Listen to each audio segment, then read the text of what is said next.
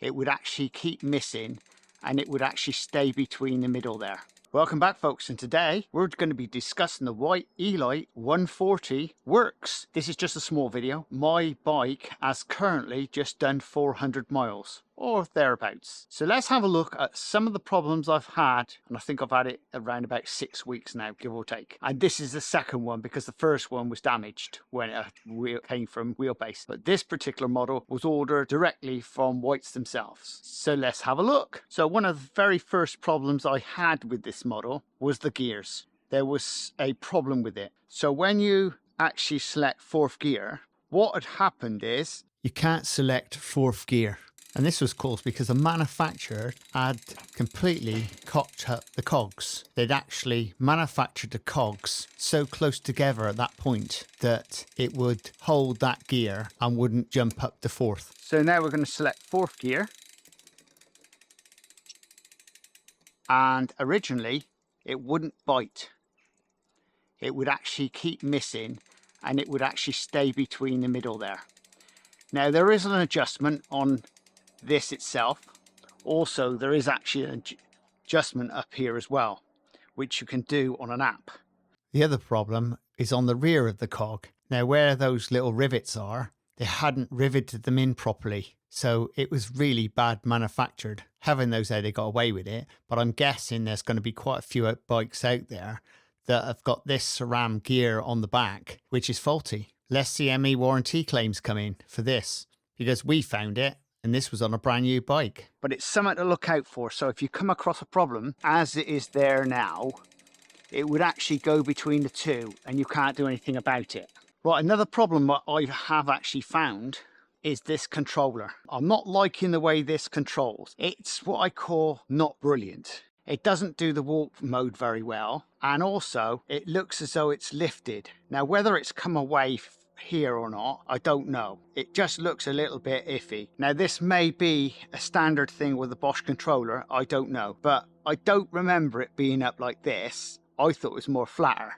You can see, look, it's got a gap underneath, and also on the other side it's got a gap and it looks a bit skew-iff.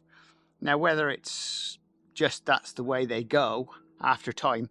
Now remember, I've only done 400 miles and I've not really done like acrobatics or anything on the bike. When you press, it should just change like that, but you can see I'm really pushing it down hard, and again the other way. Whether this is right or not, I don't know, but I'm expect someone in the comments will be able to tell me. Tomorrow I'm going back down to the bike shop to get it sorted. But generally, apart from that, I've not actually found anything towards with the bike at all. Okay, I'm gonna say straight away, brakes are absolutely brilliant. They really do a good job. They are what I call really good brakes. Only downside, got to admit, on the back here sometimes it does, in cold weather it will bite a bit, but it's actually been sorted now, whether it's alignment or whatever. It's like a lot of these things. Now you got to bear in mind it is brakes, and brakes sometimes do squeal. There's no squealing on this one or the front one. It's just bang on. Like, I mean, she's dirty at the moment, but easy to keep clean, particularly this one because it's the carbon version, and with this Visi frame on there with paint protection, special polish on the top of it, it does work really well. But apart from that, I'm not finding any other complaints at all really, which is pretty good really. And I've had it around, like I said, I've had it around about 6 weeks. I don't go jumping on it, by the way. It's not a jumping bike. So there you go, that's the Whyte E-Lite 140, and I think it's a pretty good bit of kit. Okay, I'm gonna tell you again, and a lot of people say this, it's very expensive what it is. But unless you've owned one of these and you've had it for over a month, I'm telling you now, you really don't know how to ride it. You need to get on one and ride it. If you've got one for a day, to be perfectly honest, you're not going to learn that bike at all. Now in another future video I'm going to be doing, I'll be taking this up into the woods and I'll show you what I really think about it.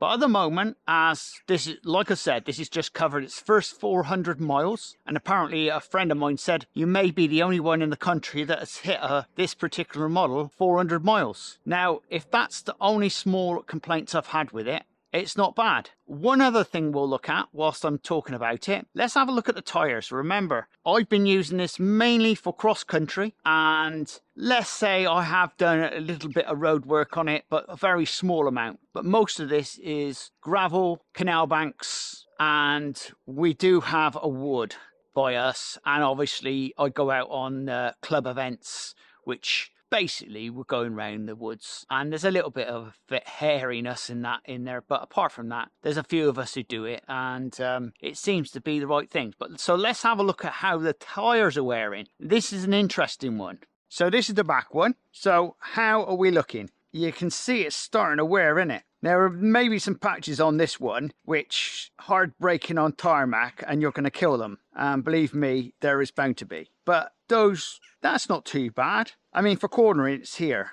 I mean, I'm looking at thinking that's not a bad tyre. I've seen worse than that. So let's have a look at the front one. There's the front one. The front one's practically new, isn't it? It looks as though I haven't even used it. I mean, that's 400 miles. How am I finding it? I am actually finding these tyres really good, actually. Okay, this one really needs to be low pressured quite a lot. I'm actually running the back one at 2.5 bar, which isn't too bad. Now that front one, if I'm going gravel track, once again, 2.5 bar, then I drop it down to about 2 bar. And lower if it's in wet conditions, because that tyre really needs to be what I call flat. Well, not perfectly flat, but it needs, that tread wants to be flat on the ground. And that's my short update on the e-lyte 140 works. If you're liking this type of content, please subscribe and please share. And we'll see you again very shortly on Auto Clean Truths. Laters! Welcome back, folks. And so if you've got a Bosch system on your bike, the latest 2024 model could be very useful to you.